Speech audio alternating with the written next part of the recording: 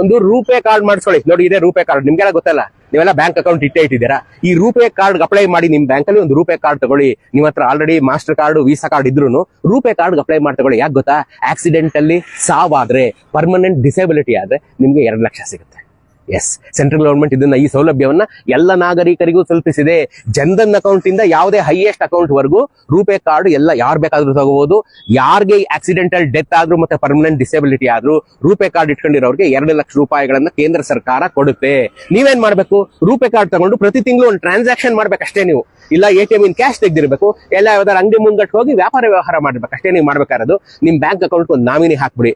ಈ ರೂಪೇ ಕಾರ್ಡ್ ಇಟ್ಕೊಂಡಿರಿ. ಅಕಸ್ಮಾತ್ ಆಕ್ಸಿಡೆಂಟ್ ಅಲ್ಲಿ ಪರ್ಮನೆಂಟ್ ಡಿಸೇಬಿಲಿಟಿ ಆಯ್ತು, ಡೆತ್ ಆಯ್ತು, ನಿಮ್ ಕಡೆ ಯಾರೋ ನಿಯರೆಸ್ಟ್ ಬ್ಯಾಂಕಿಗೆ ಹೋಗಿ 90 ಡೇಸ್ ಒಳಗೆ 3 ತಿಂಗಳೊಳಗೆ ಹೋಗ್ಬೋದು. 3 ತಿಂಗಳು ಟೈಮ್ ಕೊಟ್ಟಿದ್ದಾರೆ. ಆಕ್ಸಿಡೆಂಟ್ ಆಗೋಯ್ತು, ಹೋಗಕ್ಕಾಗ್ಲಿಲ್ಲ ಅನ್ನೋದಕ್ಕೆ ಸರ್ಕಾರ 3 ತಿಂಗಳು ಟೈಮ್ ಕೊಟ್ಟಿದೆ. 3 ತಿಂಗಳೊಳಗೆ ಹೋಗಿ ರೂಪೇ ಕಾರ್ಡ್ ಸಬ್ಮಿಟ್ ಮಾಡಿ, ಮೆಡಿಕಲ್ ರಿಪೋರ್ಟ್ ಸಬ್ಮಿಟ್ ಮಾಡಿ, ಇನ್ನು KYC ಡಾಕ್ಯುಮೆಂಟ್ ಸಬ್ಮಿಟ್ ಮಾಡಿ, ನಾಮಿನಿ ಯಾರು ಅಂತ ಸಬ್ಮಿಟ್ ಮಾಡಿದ್ರೆ 60 ಡೇಸ್ ಒಳಗಡೆ ನಿಮ್ ಕೇಸ್ ಸೆಟಲ್ ಮಾಡಿ ಅಕೌಂಟ್ಗೆ 2 ಲಕ್ಷ ಬಂದು ಬಿದ್ದೋಗುತ್ತೆ.